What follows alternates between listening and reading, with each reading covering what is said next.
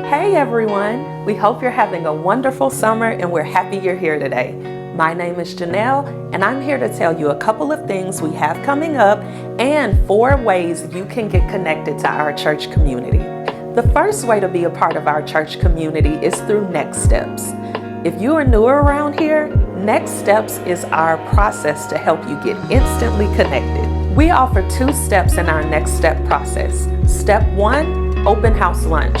Step 2, the house is my home. On August 4th, we want to invite you to our open house lunch. It's with some of our team members in the library. You can sign up online under our Coming Soon page, and we'll see you there. The second way to be a part of our church community is through groups. Groups exist to help you grow and develop deeper community here at the house. Connect Group season has officially ended until the fall.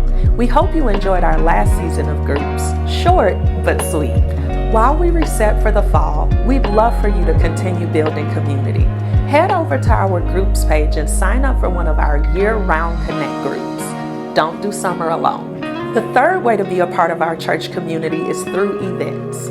Events are our one-time experience designed to help inspire and encourage our church community. Today, immediately after service, we're hosting our marriage tune-up in the library. We'd love for any married couples present to join us for this focused time of ministry. Lunch is included for an additional price. If you haven't signed up, you can sign up today in the library. The weekend of August 11th, we're preparing for our back-to-school bash. This event will be both outreach and celebration. We'll be joining with our community to host an event that will serve and bless the kids going back to school this fall. We'll be inviting local foster care agencies and specific schools to be a part of this day. We would love to encourage you to be a part of this day. You can reach out to Megan at our church offices by phone or email at megan@thehousela.org. The fourth way to be a part of our church community is through classes. Classes exist to help you learn biblical principles to grow your faith. We are just wrapping up our basic doctrine classes with David Hanson. If you want to pop in for our last few remaining sessions, feel free to RSVP online under our Coming Soon page. This class is online and in person. This is a collegiate level class that will benefit you greatly. Go ahead and sign up online under our Coming Soon page. In the meantime, we are excited to announce our next class coming this fall. It's called Financial Wellness. We would love to bring practical wisdom and concrete tools to better steward your finances. More details to come.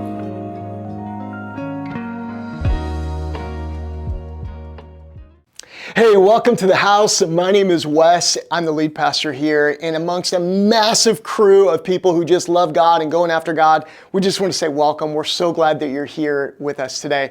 Hey, wherever you're at, thank you for tuning in. Thanks for liking, subscribing, doing all that, sharing this video with friends. Every week, someone is sharing this with a friend who's being encouraged, so thanks for being a part of that as well. If you have any questions about who we are, what we're about, or how you can join us for a live in-person service, especially if you're here in Los Angeles area, you can check out thehousela.org. We would love to see you in person, give you a big hug, fist bump, high five, whatever you do, dance off, I don't know, whatever makes you feel welcome, we would love to see you. Hey, today we're gonna jump into a message that was recorded earlier this year, and it was a conversation that I had with now Dr. Chris Palmer. Phenomenal conversation where we're really diving in to the subject of suffering and Pentecostalism and what does all of that mean? How do we approach suffering as faith-filled people? Like as a faith-filled person, how am I supposed to look at difficult times and suffering? I know that this message is going to encourage you. So without further ado, let's check it out. Hey, thanks for checking out this special video recording time. It's not even a message, but as part of the House LA, we had Chris Palmer in this weekend and had a fantastic time. Loved having him with our community. Lots of laughs, lots of great times. And I wanted to have just a special time here for you to talk about your work of making not only the Bible, but theology palatable for people. Because for some people, theology, even the word itself, it's like, it may as well be, it's kind of like showing up at one of those fancy dinners where you're like, I'm not sure where to put my hands. Yeah. Which fork do I use? What do you do? Which commentary do I use first? Like, how do I address people? Yeah. So tell me about your work, Chris, with making theology palatable, understandable, and accessible. Yeah, so schools today understand that people feel this way about schools and about seminary. The seminary, for the most part, but in a lot of ways, has become irrelevant because it's not training people for practical ministry. And maybe 20 years ago that was the case. Schools have gradually come over to understand that unless we can bring together the university and the church, that it's a dead enterprise. And so they're looking to do that. What we've done at Theos University and Theos Seminary is we're not just, I think we've gone a step further. I think that's a step in the right direction for seminaries to say, hey, you know what? We probably should equip pastors and leaders to actually be the successful next pastors. But I think the general feeling about seminaries and universities is that in doing that, they're still 10, 15 years behind where the culture is actually at. Yeah.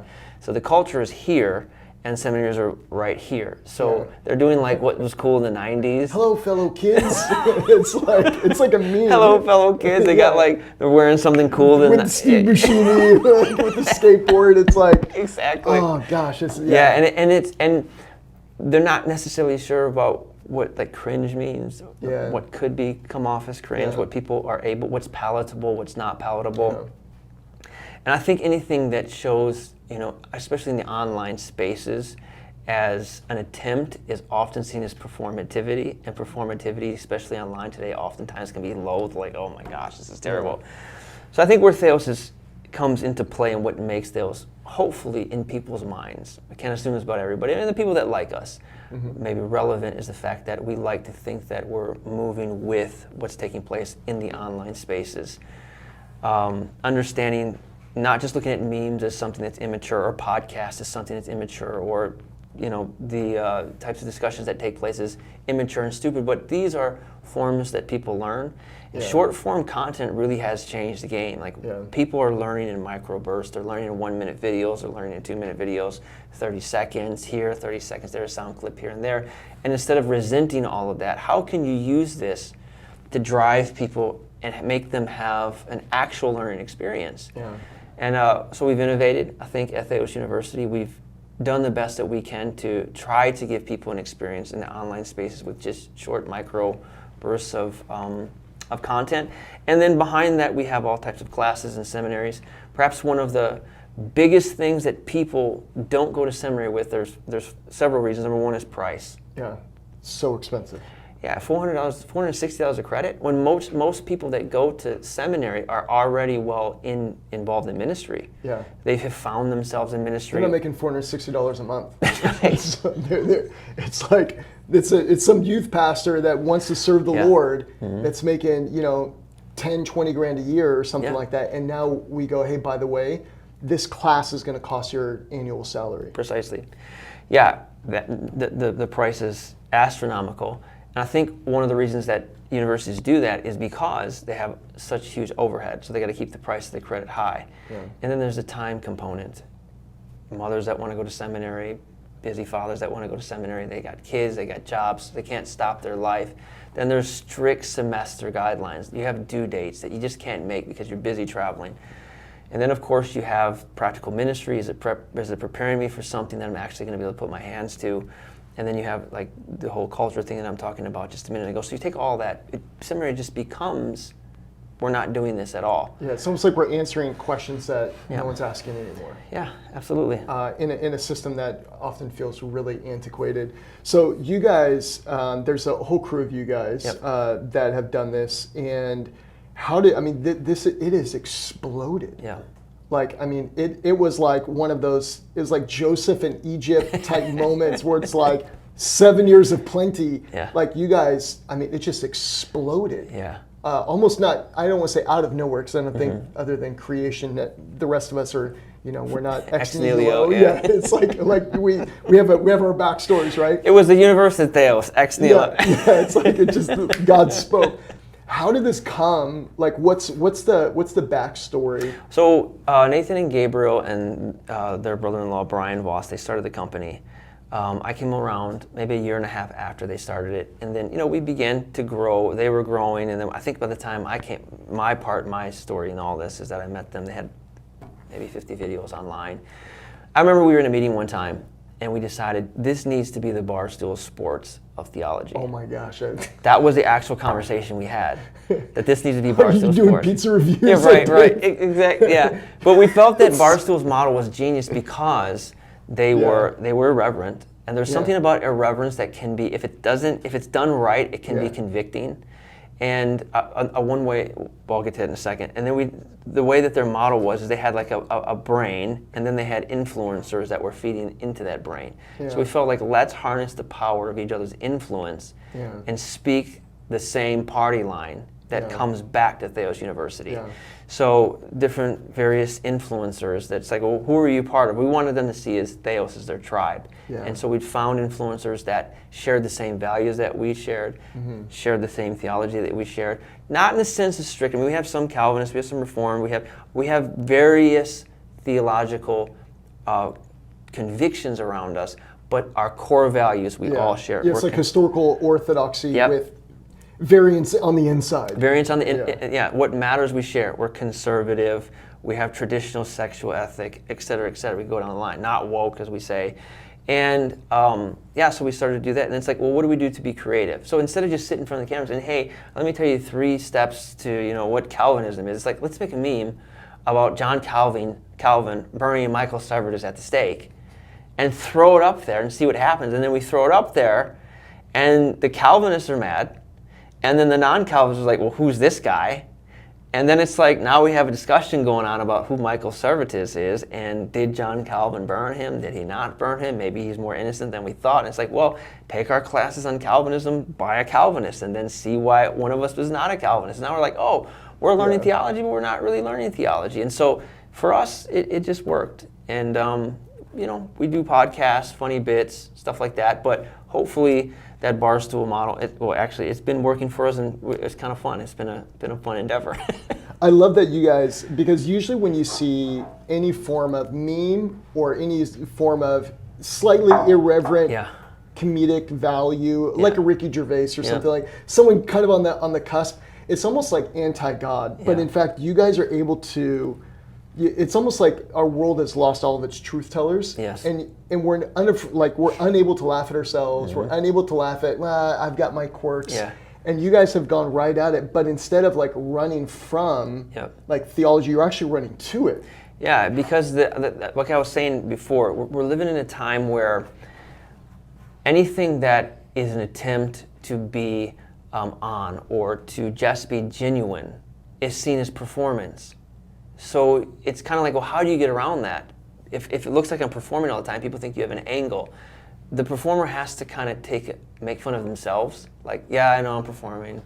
I'm in on it though. I get it. I get why you're laughing at me. Yeah. I'm performing. And then people are like, oh, he gets it. He gets why we're laughing at him. And then they may let down their guard and let you say what you have to say, but you're kind of making fun of the packaging that the message is coming in. And so the memes kind of make fun of the packaging that Christianity comes in, not Christianity itself. Yeah, you're not making fun of Jesus. No, we never just the way we kind of dress it up sometimes. We never touch the sacred. We never make fun of the sacred and what is holy and what as Christians, what other Christians have died and gave their lives for, and what we believe is sacred. But what we do is, it's like, well, we have all these little subcultures in Christianity that kind of mess it all up. Yeah. And I'm part of that. I have my own. I mean, there's days on the meme page where Nathan will drop something like, ouch. Yeah, that's me. Yeah. Like when they're like, how Pentecostals read it, and like scratch out everything but Acts. I'm like, I get it. That's kind of been me at certain points. Or these people are going to scratch up this person, this person. Like, okay, that's kind of, that's kind of, who would not be a good fit? Instead of saying like, who would be a good fit? Who's not? Who's going to come in there and go, this ain't me? I would say anybody over someone. Wait, because I'm 41, so I was like, I was gonna say I'm 39, so I'm like, wait. Anyone over the age of like 30 now? Yeah. Dang it, that's me. I almost made it. I would say probably a baby boomer doesn't get it. Baby boomers have seemed to have the biggest struggle with what we're doing, and people that are part of that generation, because they're more serious. They think that the jokes are going to lower our credibility. I see. as academics, but it really hasn't. It's actually been able to draw people to say, hey, these guys are actually getting into a space that we haven't yet been able to get into. And it's like, yeah, you haven't been able to get in that space yet because everything you do is an advertisement. Everything you do is to draw people to what you're selling them. And, from a lot of our content really is a value added, adding value to your life without trying to sell you something at the moment. It's just there, it's just content.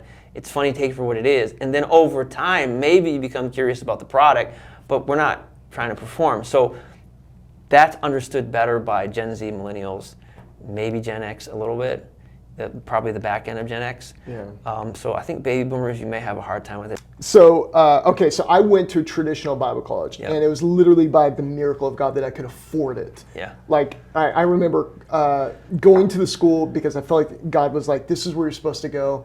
And I remember going there, and they told me, you do not have enough money to come.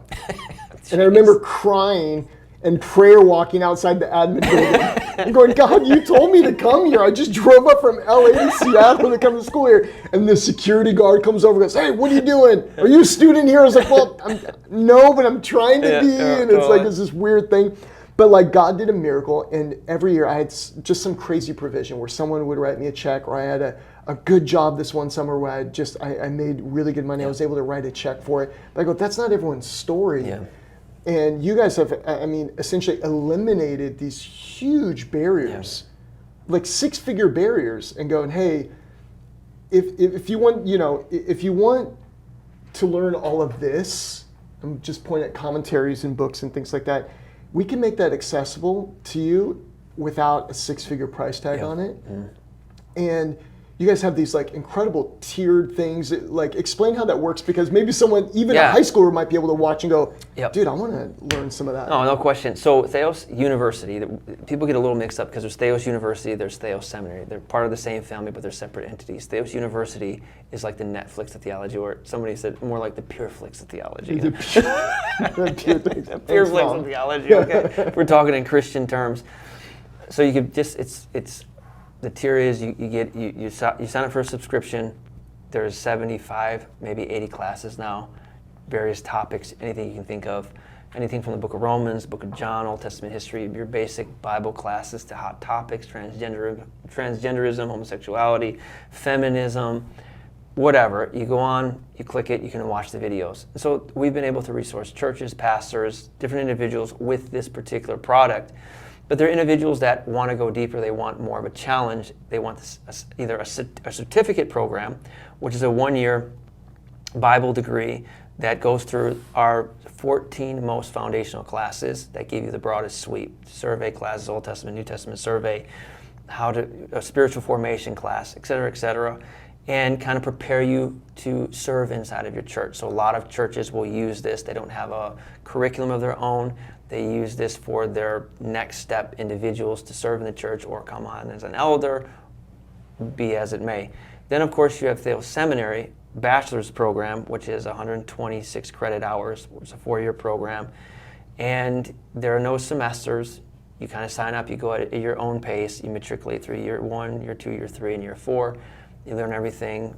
There's no core classes, so you don't have to learn English or biology or algebra, things that, I remember I went to Bible college. My first year was like biology, algebra. I'm like, wait a second, why did I come all the way to Minnesota from Michigan to learn about this? So they're all Bible classes, all core classes by experienced professors who've taught these subjects before. And then we have so in graduating, you get a Bachelor's of Arts in Biblical Studies. Then there's a master's program, which is more advanced. It's not biblical studies, but it's a Master's of Arts in Theological Studies, where you begin to kind of take on the next level of theology, understand who various modern theologians are, what they thought about, because we've inherited a lot of those beliefs from theologians. I mean, some people say, well, it's plain and simple in the Bible, but it's like if you look back to history where your movement came from, and you are following a tradition, and you've inherited some of the ideas of the major players of that tradition, and it's looking at those to kind of see that in doing theology, you're not someone from nowhere doing nothing. You're from somewhere doing something that someone before you has done.